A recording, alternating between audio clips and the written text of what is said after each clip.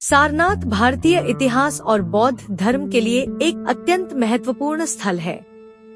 यह वह स्थान है जहां भगवान बुद्ध ने अपना पहला उपदेश दिया था, जिसे धर्मचक्र प्रवर्तन कहा जाता है। सारनाथ में स्थित प्राचीन स्तूप और स्तंभ भारत के समृद्ध बौद्ध इतिहास और संस्कृति के प्रतीक हैं। लेकिन इन ऐतिहासिक धरोहरों को भी विध्वंस का सामना करना पड़ा और इसका सबसे बड़ा प्रभाव मुगल काल के दौरान हुआ।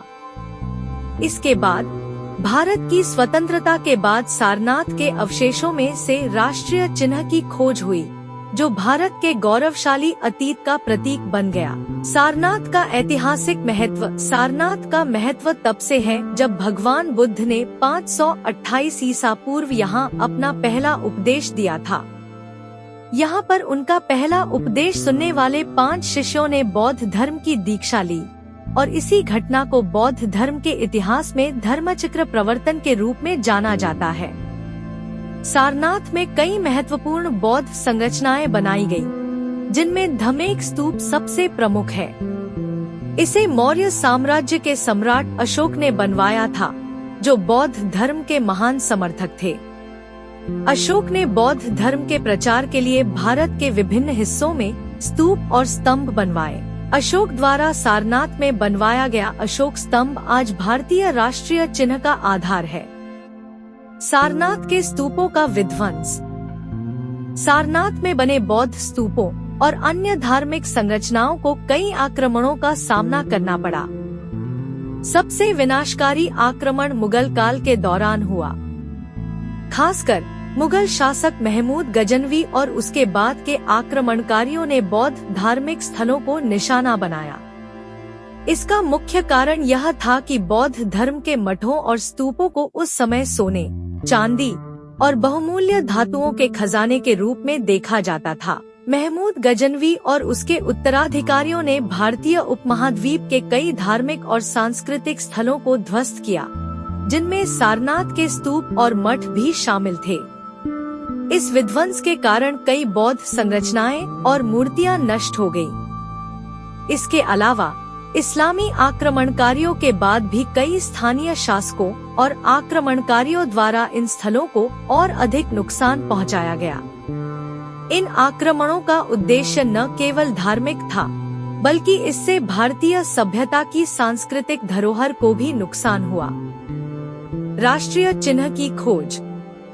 19वीं सदी में ब्रिटिश शासन के दौरान भारत में पुरातात्विक अनुसंधान की शुरुआत हुई।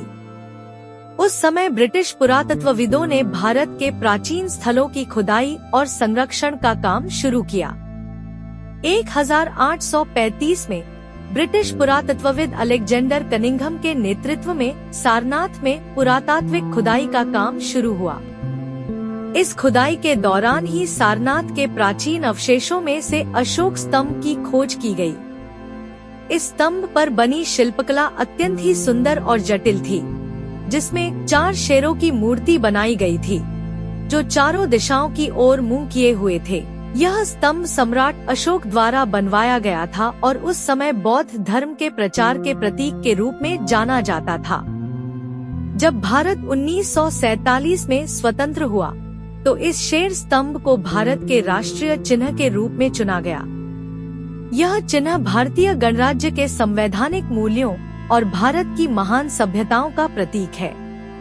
अशोक स्तंभ का महत्व। अशोक स्तंभ की शिखर पर 4 शेर हैं, जो शक्ति, साहस, आत्मविश्वास और गौरव का प्रतीक हैं। इसके नीचे धर्मचक्र, अशोक चक्र बना हुआ है, जो बौद्ध धर्म में धर्म का प्रतीक है।